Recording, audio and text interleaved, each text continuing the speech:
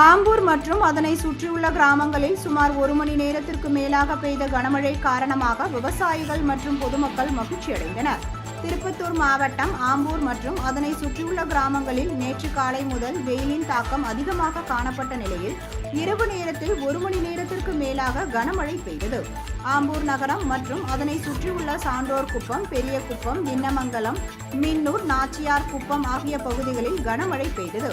இதனால் நிலத்தடி நீர்மட்டம் உயரும் என்று விவசாயிகள் மகிழ்ச்சி தெரிவித்தனர்.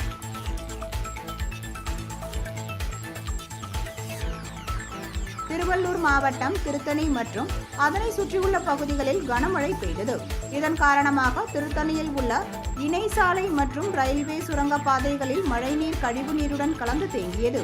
மேலும் திருத்தணி ரயில் நிலையத்தின் 2 பக்கங்களிலும் 2 கோடி ரூபாய் செலவில் கட்டப்பட்ட மழைநீர் வடிகால்வாய் மற்றும் கழிவுநீர் கால்வாய் தூர்வாரப்படாததால் மழைநீர் அந்த பகுதியில் உள்ள 100க்கும் மேற்பட்ட கடைகள் மற்றும் வீடுகளுக்குள் புகுந்தது.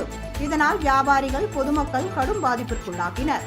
இதேபோல் திருத்தணி அரசு மருத்துவமனை கீழ் பஜார் வீதி போன்ற பகுதிகளிலும் மழைநீர் கழிவுநீருடன் கலந்து சாலைகளில் வெள்ளம் போல் பெருக்கெடுத்து ஓடியதால் வாகன ஓட்டிகள் அவதிக்குள்ளாகினர்.